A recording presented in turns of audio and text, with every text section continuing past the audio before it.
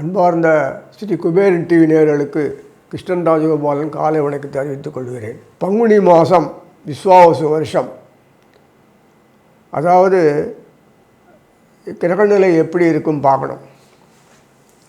நமக்கு சாதகமாக தான் இருக்குது.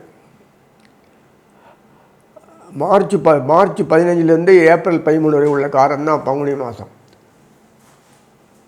இந்த மீனத்தில் பங்குனினால் சூரியன் இருப்பார், சனீஸ்வரர் பழிப்பார், கூடையே சுக்கராச்சாரியர் இருப்பார் மூலத்தில். அந்த மிதுனத்தில் குரு இருப்பார், வக்கரம் முறியும். மாதம் பங்குனி 3ஆம் தேதி முடிஞ்சிடும். அந்த கும்பத்தில் பார்த்தோன்னா செவ்வாய் சனி ராகு இருப்பாங்க. அதே சிம்மத்தில் கேது இருப்பார். கேது நேராக மிதுன குருவை பார்த்துட்டு இருப்பார். இதெல்லாம் மொத்தம் பிளாக் ஆகிருக்கும் எல்லாமே. செவ்வாய் புதன் சேர்ந்து ஒன்றா இருக்காங்களே கேட்காதீங்க, ராகு கூட இருக்கும். அதனால் இந்த ஒரு அமைப்பு ஏன் வச்சுருக்குன்னா, கட்டுப்பாடு இல்லாத வரமுறை இல்லாத போயிடுச்சு சமுதாயத்தில், உலகம் எங்குமே. அதனால் இது மையமாக கொண்டு இந்த பூமியை கொண்டு தான் இந்த அஸ்ட்ராலஜி பண்ணிருக்கு. இந்த பகவான் இங்கே இருக்கிறதுனால எதுக்கு சொல்கிறேன்னா, நம்ம ஊரில் ஒன்றும் வராது, இப்படியே ஓட்டின்னு இருக்கும். சினிமாவில் வரக்கூடிய ட்ராமா மாதிரி போயின்னு இருக்கும். அவ்வளோதான். நமக்கு ஒரு 3 வேளை திங்கலாம், நல்லா தூங்கலாம், உழைக்கலாம், நமக்கு சௌரியமான வேலை கிடைக்கும். இப்படி தான் இந்த மாதிரி அமைப்பில் இருக்கும்போது செவ்வாய் எப்படா போகிறேன் பார்த்துட்டு மேலே விட்டு அந்த செவ்வாய் பின்னாடி போவார். அதுக்கு பிறகு புதன் ஒரு 5 நாள் இல்லை 5 நாள் தான் கேப்பு, 5 டேஸ் கேப் விட்டு புதனும் போயிடுவார். அதுக்கு முன்னாடி சுக்கராச்சாரியர் அங்கேருந்து செவ்வாய் போகிறதுக்கு முன்னாடி அங்கேருந்து நேராக மேஷத்துக்கு போயிடுவார். இதுதான் ட்ராமா. அதிகமாக இடைவெளி இல்லாத குயிக் மூமெண்ட்டு. அது இருக்கும்போது இந்த புதனும் இந்த மீன புதனும் மிதுன குருவும் ராசி பரிந்து பண்ணிப்பாங்க. இந்த சனீஸ்வரர் போய் அது குருவனுடைய பார்வை கிடைக்காது. நம்ம மிதுனம் இருக்கார். இந்த புதனும் குருவும் ராசி பரிந்து பண்ணி அதுலேருந்து வரக்கூடிய கிடைக்கும். சூரியன் சனி, சூரியன் புதன், சூரியன் சுக்கரன் இப்படிலாம் வந்திருக்கு. அதனால் ஒரு பிரச்சனையும் இல்லை. பின்னாடி சூரியன் செவ்வாய் மீனத்தில் எல்லாம் நடக்கும். இந்த மாதிரி யோகங்கள் கொடுத்துட்டே இருப்பாங்க. ஏன்னா அவருக்கு பிடிச்சி போச்சு கொடுக்குறாரு, அவ்வளோதான். இனி ஒவ்வொரு ராசியாக பார்ப்போம். மேஷ ராசி நேயர்களே, பங்குனி மாதத்தினுடைய ராசி பலனை பார்க்கும்போது மேஷத்தினுடைய அயன சயன போகஸ்தானத்திலையும் ஆதாயஸ்தானத்தில் கும்பத்திலையும் கிரகநாதர்கள் இருப்பாங்க.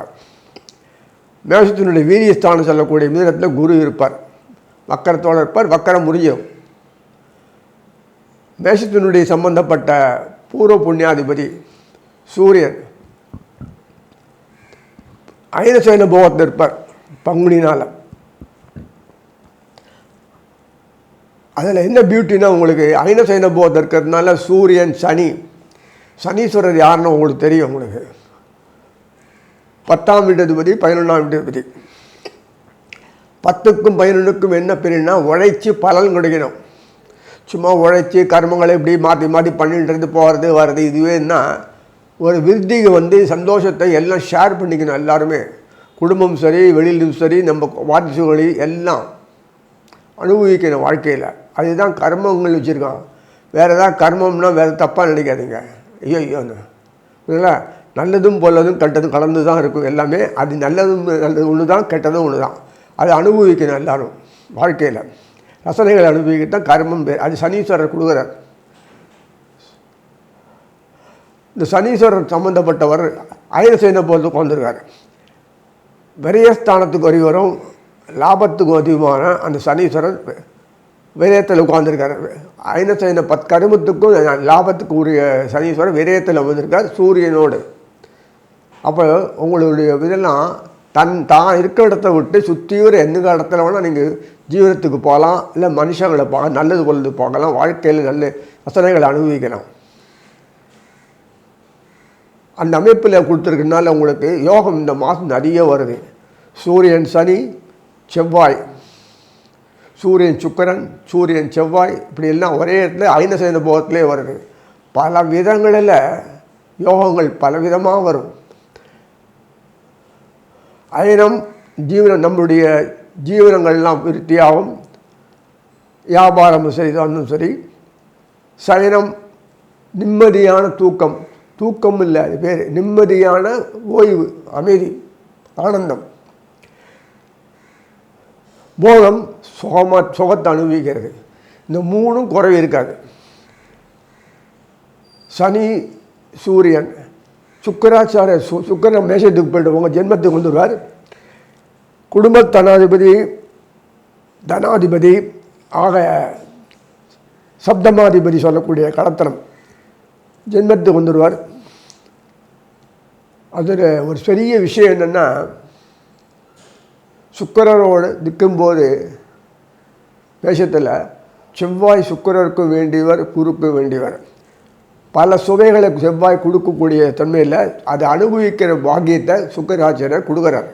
அதே மாதிரி முறையான சம்பந்தப்பட்ட வாழ்க்கை நடைமுறைகளை நம்முடைய அனுபவிச்சுன்னு ஒரு ஸ்டெப் பை ஸ்டெப்பாக வாழ்க்கையில் முன்னேறி வரணும். எல்லோரும் அரவணைச்சின்னு போகணும். சர்வ விஷயங்களில் கர்மங்களுக்கு உண்டான சேவைகள் எல்லாம் அனுபவிக்கணும். இப்படி ஒரு நியாயமான ஒரு தர்மமான முறையில் வாழ்க்கையில் ஈடுபடணும். இதெல்லாம் செய்யணும்னா குரு அதுவும் செவ்வாய் மூலம் தான் வருது. இத்தனை விஷயங்களை நம்ம பார்க்கும்போது எவ்வளவோ விஷயங்களில் வருது. ஏன்னா சாரநாதன் கொடுக்கும்போது மீனத்தில் இருக்கும்போது புரட்டாதி உத்திரட்டாதி ரேவதி, புரட்டாதி குரு, உத்திரட்டாதி சனீஸ்வரர், ரேவதி புதன், அதில் நின்றுட்டு கடந்து தான் வரணும். டிரான்ஸ்மிஷன் பீரியட், அந்த பீரியடில் அது சாரநாதன் தொடர்பு இல்லாத ஒன்றுமே இயங்காது, கனெக்ஷன் இல்லாத ஒன்றுமே இயங்காது. அதனால் பல சுவைகள் நிறைய கிடைக்கும். மேஷத்துக்கு ஏகபோக லைஃப் வாழ்க்கையில் வரக்கூடிய எல்லா விஷயங்களும் திருப்தியாக, அமைதியாக, ஆனந்தமாக, வித்தவுட் ஸ்ட்ரெயின், ஆரோக்கியம் கண்கூட நன்னா இருக்கும். பூர்வ புண்ணியம் பார்க்கும்போது சூரியன் இருக்கார், அது போதுமே. அப்புறம் தனாதிபதி குடும்பாதிபதி சொல்லக்கூடிய சுக்கராச்சாரம் முதல்லையே தொடர்பு கொண்டுட்டார். அதுக்கு பிறகு வீரியஸ்தான குரு, வீரியஸ்தான புதன் அவரு கூட இருக்கார். இதனால் நமக்கு வேண்டியது எல்லாமே களத்திரம் சொல்லக்கூடியவரே சுக்கராச்சாரியார். அதே மாதிரி அந்த சொல்லக்கூடிய குரு ராசிக்கு 3ஆம் வீட்டில் இருக்கார். 3ஆம் வீட்டில் குரு இருந்தால் மசன்னு ஒன்றுமே ஒரு காரியம் ஆகாது, அப்படியே இருக்கும். ஆகட்டும் பார்க்கலாம் அப்படின்னு காலத்தை கொட்டும். அதனால தான் என்னமோ வாலண்டரியாக சுக்கராச்சாரியார், சனீஸ்வரர், சூரியன், புதன் எல்லாம் இருக்குது. அது புதனும் குருவும் ராசி பொருத்தனை வேறு. அதனால் உங்களுக்கு உட்கார்ந்த இடத்துல எல்லாம் இப்போ புரியுது நினைக்கிறேன். உங்களுக்கு தேவைகளை எல்லாம்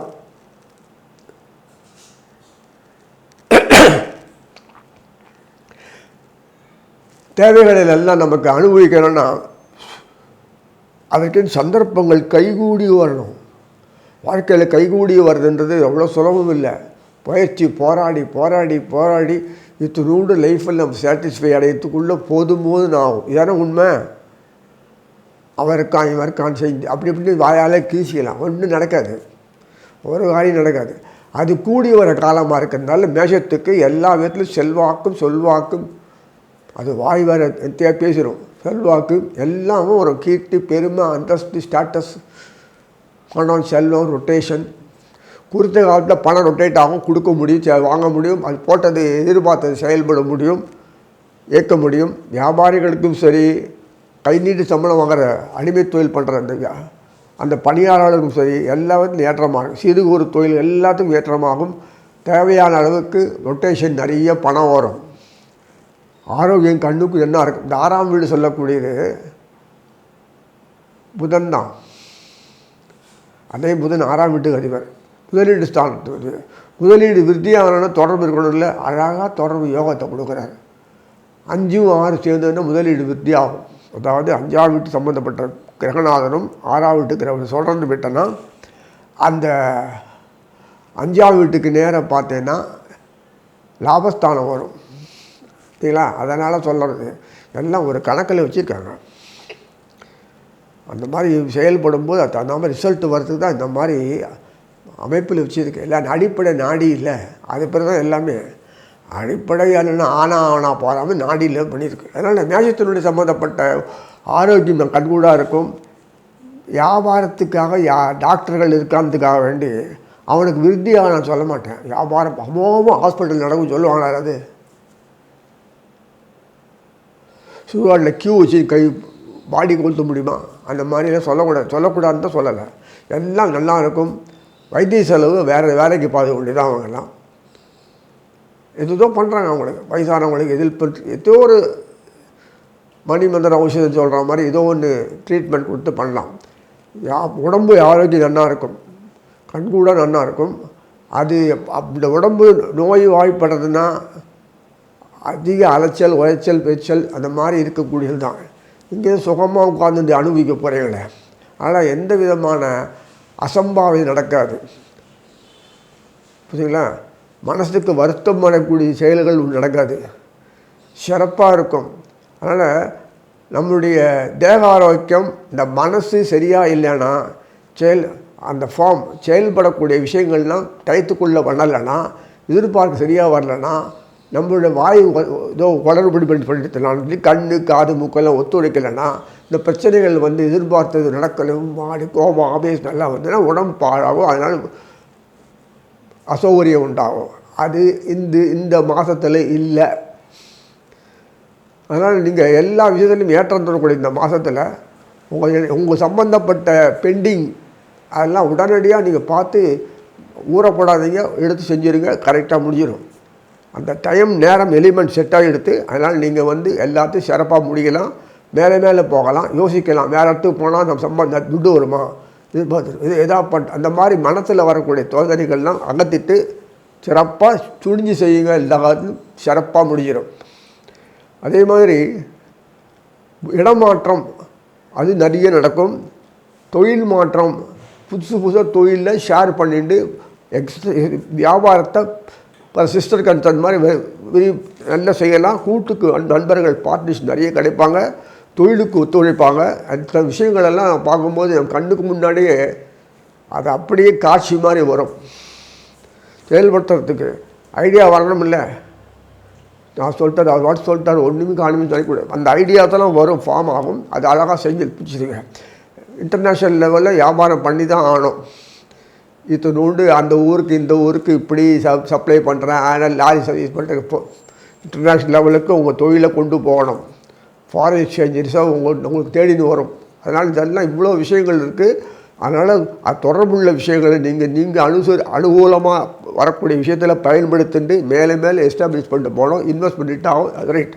குடும்பத்தில் இல்லை, அது நடக்க வேண்டிய காரியங்கள்லாம் நீங்கள் பண்ணணும் அவசியம் இல்லை. லோன்னு அலைஞ்சிட்டு பொண்ணு கல்யாணம், பிள்ளை கல்யாணம், அதுக்கு மேல் படிப்புக்கு அதுக்கு என்ன பண்ணுறது, இந்த கவலைகள் விசனங்கள்லாம் வராது. அதுக்கு உண்டான தேவைகள் தானாக வரும். அழகாக முடிச்சிடலாம். இந்த மாதிரி விஷயத்தெல்லாம் வரும்போது வாயால் கேட்க நன்னா தான் இருக்குது, நல்லா இருக்குது, நடக்கும். அதனால் நீங்கள் பீஸ்ஃபுல்லாக அமைதியாக உங்கள் தொடர்பு கொண்டு போயிட்டே இருங்க. எதிர்பார்க்கறது தானாக வரும். புரியுங்களா? வீடை தேடினோம் தட்டின்னு கொடுக்காது. நம்மளோட முயற்சிகள் திண்மையாக இருக்குமாறு சிறப்பாக நடக்கும். அதனால் இந்த வீண் வதண்டாவாதம், வாக்குவாதம் இதெல்லாம் வர சந்தர்ப்பம் இல்லாத ஒரு காரியம். எதிர்பார்த்தது சிறப்பாக நடக்கும்னா அதுக்கு உண்டான ஒரு அனுகூலமும் அமைப்பு கூடியிருக்குன்னு சொல்லி திருப்தியாக பயன்படுத்திக்கணும்னு சொல்லிட்டு வாழ்த்தி அமைய செய்யும். ஸ்ரீ குபேரன் டிவியை பார்த்தமைக்கு நன்றிகள். மேலும் இது போன்ற தகவல்களை தெரிந்து கொள்ள ஸ்ரீ குபேரன் டிவியை சப்ஸ்கிரைப் செய்யுங்கள். மறக்காமல் பெல் ஐக்கானை கிளிக் செய்யுங்கள்.